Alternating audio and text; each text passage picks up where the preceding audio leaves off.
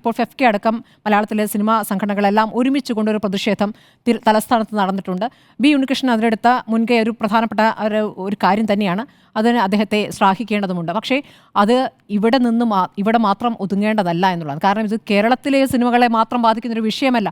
ഇത് രാജ്യത്താകെ തന്നെയുള്ള ബാധിക്കുന്ന വിഷയമാണ്. അപ്പോൾ അതൊരു ഐക്യപ്പെടൽ എന്നുള്ളത് രാജ്യത്താകെ വരേണ്ട ഒരു ഐക്യപ്പെടലാണ്, ഒരു മാസ് മൂവ്മെൻ്റായി തന്നെ വരേണ്ടതാണ്. അതിലേക്ക് പോകുമോ എന്നുള്ളതാണ്. സിനിമാ സംഘടനകൾക്ക് അങ്ങനെ ഒരു വലിയ പ്രതിഷേധ പരിപാടിയിലേക്ക് ഇപ്പോൾ തഗ് ലൈഫ് കർണാടകയിൽ തടഞ്ഞല്ലോ, അതിനുശേഷം കോടതി എന്തു പറഞ്ഞു? അപ്പോൾ ഇതൊക്കെ ഒരു ഒരു ഒരു ജനക്കൂട്ടം അങ്ങ് തീരുമാനിക്കുകയാണ്, വേണ്ട അങ്ങ് തീരുമാനിക്കുകയാണ്. അപ്പോൾ അതിലേക്ക് സർക്കാരുകളും വരുന്നൊരു സംവിധാനത്തിലേക്ക് പോവുകയാണ്. അത് വളരെ അപകടകരമായ സാഹചര്യമാണ്. ആവിഷ്കാര സ്വാതന്ത്ര്യം പൂർണ്ണമായും ഇല്ലാതാകുന്ന തരത്തിലേക്ക് പോകുന്നൊരു സാഹചര്യമാണ്. അതിനെ തടയേണ്ടതുണ്ട്, അത് ഒരുമിച്ച് തടയേണ്ടതുണ്ട്.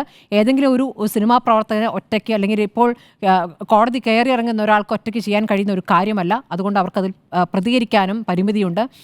ആ നിസ്സഹായാവസ്ഥ ഒരു ഒരു ഒരു ഒരു നേട്ടമാക്കി എടുക്കുകയാണ് സെൻസർ ബോർഡ്. പക്ഷേ ഇതിനി ഇങ്ങനെ വിട്ടുകൂടാ എന്നുള്ളതാണ്. ഒരുമിച്ച് എല്ലാ തരത്തിലും രാഷ്ട്രീയ പാർട്ടികൾ കൂടി, ഇവിടുത്തെ പ്രതിപക്ഷ രാഷ്ട്രീയ പാർട്ടികളും ഇതിനോട് ചേരേണ്ടതുണ്ട്, ഇതിൽ പ്രതികരിക്കേണ്ടതുണ്ട്, ഇവർക്കൊപ്പം നിന്നുകൊണ്ട് ഇതിൽ പോരാടേണ്ടതുണ്ട്. ഒരു സിനിമയുടെ മാത്രം വിഷയമായിട്ടല്ലല്ലോ ഇത് നിൽക്കുന്നത്, പല തലങ്ങളിലേക്ക് അത് കടക്കുകയാണല്ലോ. അപ്പോൾ സിനിമ എന്ന വിഷയത്തിലേക്ക് വരുമ്പോൾ നമ്മൾ അത് ചർച്ച ചെയ്യുന്നത് മാത്രം. അപ്പോൾ ഇതൊരു മാസ് മൂവ്മെൻറ്റ് ഇതിന് ആവശ്യമാണ്.